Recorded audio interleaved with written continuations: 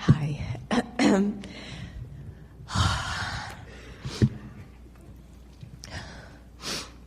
so excited. I'm sorry. Yeah, I can see that. We're teasing you. Sarcasm always sounds strange coming from Abraham, doesn't it? Okay, sorry. So you know why I'm here, because, my son brought me here.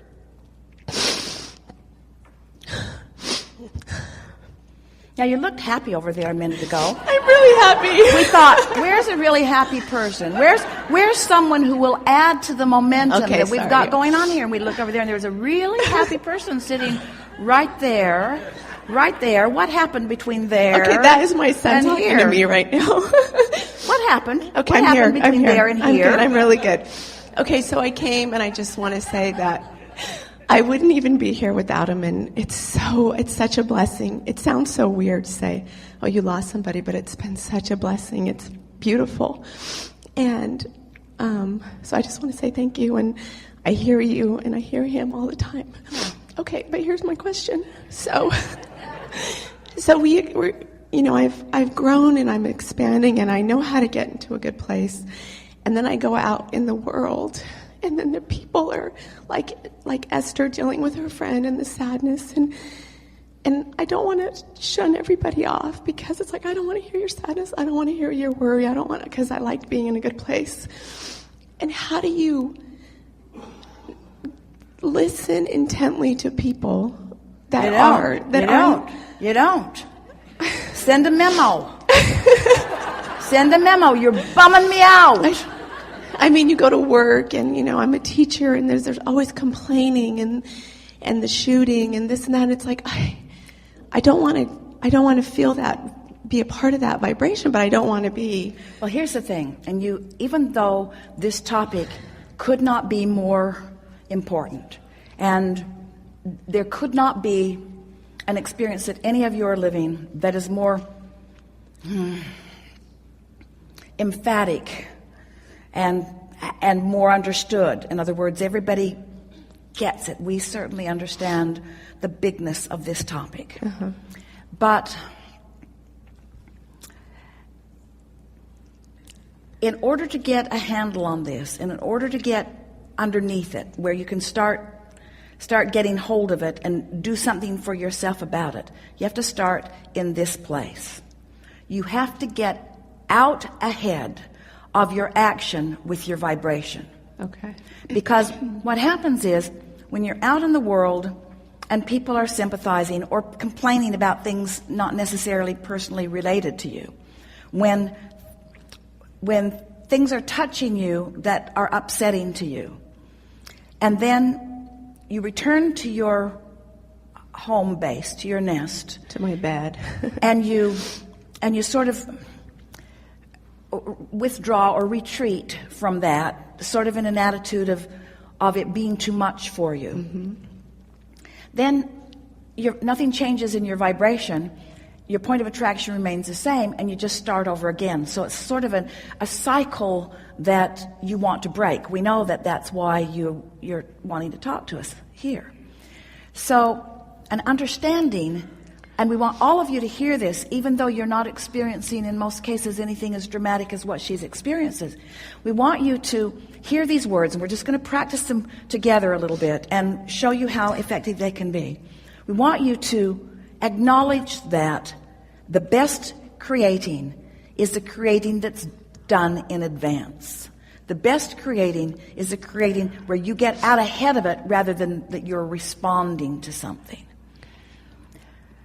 Time helps, for sure, because the intensity of the discomfort, you just can't keep it up. You just can't stay focused in all of those poignant ways. And when you have the benefit of someone adoring you and non-physically focusing with you, there are advantages that you've never had before also.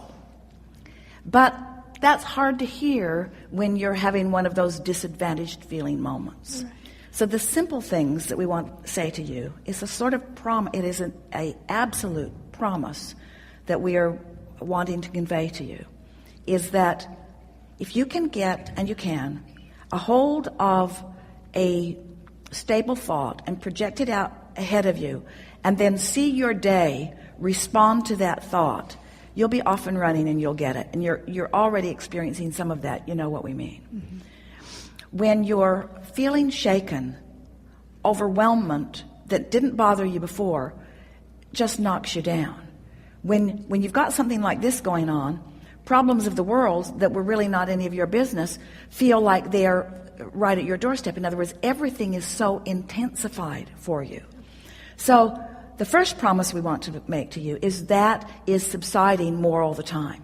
The second promise that we want to make to you is that there's more gain than there is loss in a situation like this. Now, nobody hears it and nobody wants to hear it. And Esther said the other day, because she's working on a book, because some days she feels so sad that she's just mad that everybody doesn't get it. Mm-hmm. And some days she feels so glad that she's amazed and can't even remember the days that she was sad. In other words, she said, I'm like a crazy person.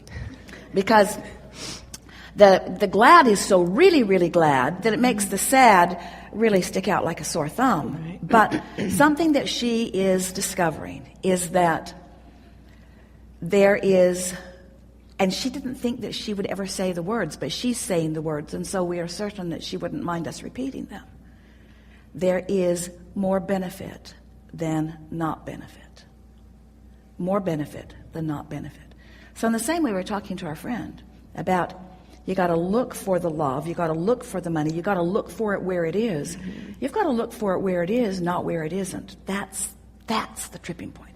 You got to look for it where it is. And what you're discovering, you see, when someone important to you makes their transition and then they give their undivided attention to you, and you have the benefit of knowing that and feeling that often, in those moments that you deprive yourself of that, you feel awfuler. Mm-hmm. And so you got to get out there ahead of it. That's why sometimes it's better to just be by yourself, where you can find that alignment, in your own terms, in your own way, and just adjust to it. And then when you get out there, it's our promise to you that buffer that you found at home will carry you out there where there's a little bit of chaos, until you'll begin to feel like not only have you overcome the discord and discomfort mm-hmm. and grief and pain of it, but you'll be riding on a sort of cloud, current, frequency of non-physical energy that you've never had such personal access to before, I say.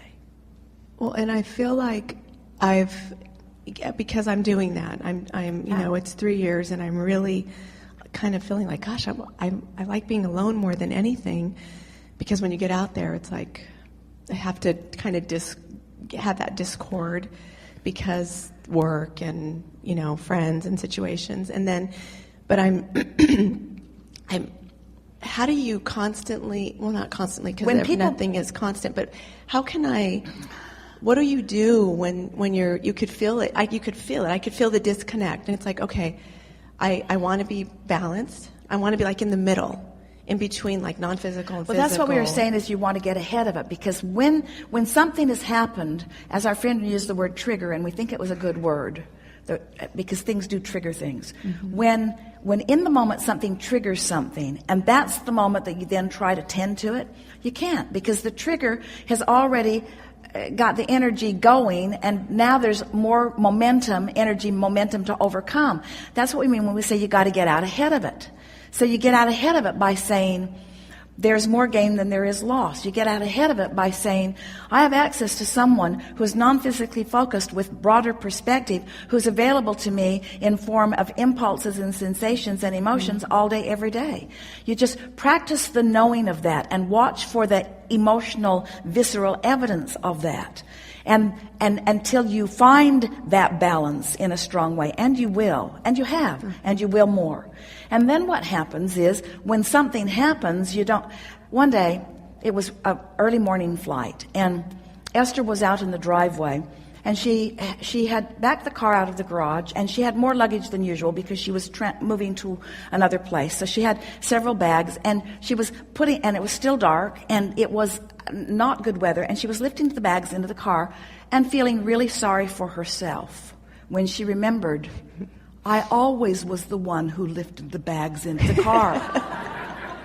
I've been doing this for 20 years. I always was the one who packed the bags. She used to like to surprise Jerry. The car's all loaded. She would back it out. The car would be loaded. We're ready to go. It was her favorite thing to do. It was what she always did. So why is she now using this as a reason to beat up on herself, you see? So what you begin to notice is that you're just raw and ragged, and then other things that have nothing to do with it are affecting you in a stronger way. But you don't have to be raw and ragged, because you have more benefit than you do detriment if you just look for it, you see.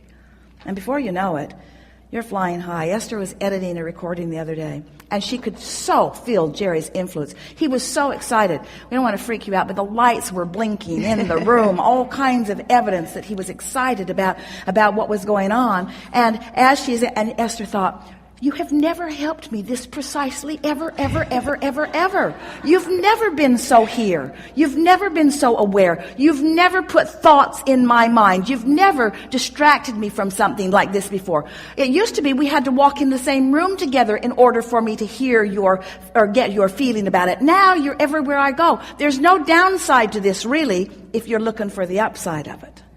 Right. But if you look for the downside, you'll find it. You can find the downside in everything. You can find the upside in everything. But if you are proficient in finding the downside, then you're a hostage to your own sloppy thinking. And if you are proficient in looking for the upside, then you are the beneficiary of all that alignment, you see.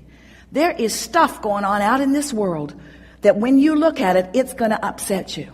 And there are people that believe that compassion is looking at it and being upset. And that's not what compassion is. That's what empathy is. That's what coming to your knees is. That's what disempowering yourself is. That's what depriving yourself of source energy is looking at tragedies and looking at it long enough that you feel terrible, that you use it as your excuse to deprive yourself of the alignment that's there otherwise, you see.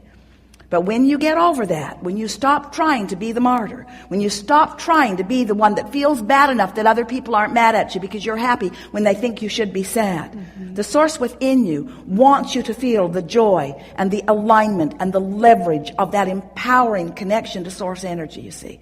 And when you do anything less than that, you are pinching yourself off from source and you don't feel good. And it's no one's fault but your own. And the world can't stand on its head in enough different ways to make you happy. There's always going to be some other person that's going to have the gall to die. Or some other person that's going to have the gall to be not healthy or to be upset about something. There's always going to be something, you see. And if you tune yourself to that frequency, you're never going to feel good ever, ever, ever, ever, ever, because there's plenty of stuff that the world thinks you should be looking at. The television managers are looking around the world for horrible things with which to entertain you. And if nothing bad happened today, they'll dig something up from last year. They'll dig up a 10-year anniversary. They'll dig it up. They'll look for the bad stuff because they misunderstand compassion. They don't understand that true compassion is alignment with source and then attention to the subject, you see. Right. Yeah. Thank you. Yeah. Thank you.